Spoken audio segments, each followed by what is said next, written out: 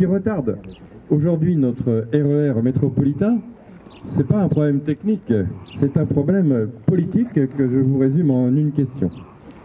Comment passer des paroles présidentielles affirmant il y a peu vouloir soutenir l'émergence de RER dans les principales métropoles de notre pays en actes concrets?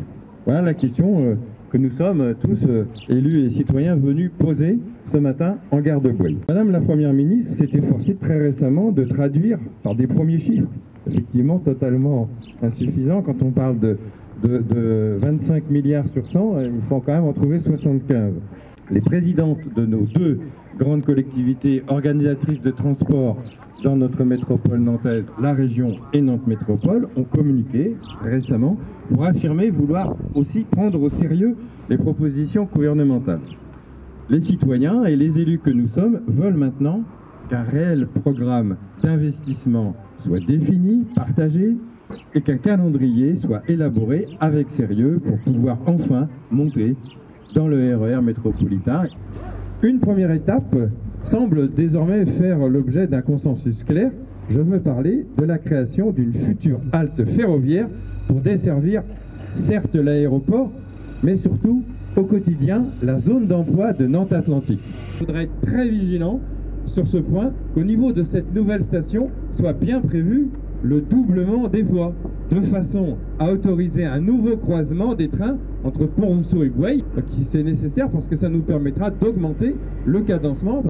Et donc, merci enfin d'avoir réuni tout ce monde là ce matin, les collectifs, les élus municipaux, les élus départementaux, Madame la députée de la circonscription, pour nous permettre de déclarer collectivement haut et fort tout le bien qu'on pense de cette idée d'un développement d'un RER métropolitain.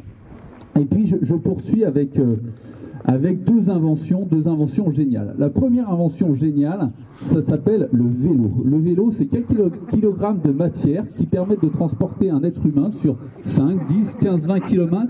Et puis la deuxième invention géniale, vous me voyez venir, ça s'appelle le train. Le train, c'est quoi? Ça paraît curieux d'expliquer ici ce qu'est le train. Le train, c'est un moyen de transport qui permet de transporter beaucoup de monde à des vitesses élevées, c'est-à-dire pour faire des grandes distances en peu de temps. Avec les élus de la montagne, on a fait un rêve, il y a quelques temps, on a fait un rêve, c'était qu'on arrive à mettre en lien ces deux inventions géniales que sont le vélo et le train. On s'est réunis en début de mandat, puis on a dit, nous, il nous faut plus de pistes cyclables. Le message était clair, ça a porté ses fruits parce qu'avec un peu de chance, d'ici 2026, on pourra aller de la montagne à la gare de Boueuil en passant uniquement par des aménagements cyclables et, je l'espère, pour pouvoir embarquer dans un RER métropolitain qui permettra d'enchaîner assez facilement et de mettre en lien ces deux inventions géniales. Bon, vous avez compris le message, hein, l'avenir de la mobilité, c'est le vélo et le train. Et c'est ça la force en fait de nous élus et le travail qu'on fait les uns avec les autres. C'est qu'on ne regarde pas forcément la couleur politique, on est là dans l'intérêt de tous. Et ce RER métropolitain est dans l'intérêt de tous. Ça va de Sainte-Pazanne avec M. Morillo à forcément notre Madame la députée Julie, ainsi que les conseillers départementaux qui sont tous présents également ce matin, et nos élus de nos communes.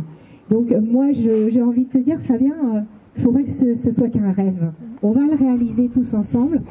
Comme disait Jacques, la persévérance ça paye. On est tous solidaires. Et ça va forcément fonctionner puisqu'on partira de la montagne en passant par Brun, par Saint-Léger-les-Vignes, et puis on arrivera à Boueuil et puis on prendra tous notre vélo dans le train, dans le RER métropolitain, puis on arrivera à Nantes. J'entends le maire de la montagne qui dit on a fait un rêve. Mais mon petit prince, j'espère que ce rêve va se réaliser. Effectivement, le train et le vélo, c'est hyper important, c'est indissociable pour moi. Jusqu'à pousser la réflexion et se dire il faut multiplier les stations. Il ne faut pas juste une gare, il faut réinventer le train. Aujourd'hui, il y a des perspectives, il faut qu'on pense pour les 150 prochaines années. En tout cas, Saint-Léger s'inscrit complètement dans cette démarche. Le vélo, le train, c'est l'avenir de demain. On arrive aujourd'hui dans un stade, j'allais dire complémentaire, d'aller vers un cadencement plus fort. Et ça me paraît être vraiment quelque chose d'essentiel pour l'avenir. Une commune comme Sainte-Pazanne, ça a été cité tout à l'heure, c'est forcément une question centrale dans nos politiques publiques, la place du train. Quand j'ai été élu, il y avait 70 places de parking autour de la gare. On a doublé il y a quelques années pour passer à 140 et on va encore en rajouter 70 cette année. Il y aura des limites forcément, ça fera partie des questions à poser. On est dans des zones rurales, alors c'est vrai que la voiture, on n'est pas prêt de s'en passer malgré tout. Il faut permettre le rabattement vers les gares. Il faudra sans doute à l'avenir, plutôt que d'élargir, monter pour pouvoir jouer cette multimodalité. Faciliter le vélo, on est tous sur des actions assez fortes sur nos territoires pour développer les mobilités douces, en lien avec le train, pour limiter l'utilisation de la voiture. Donc,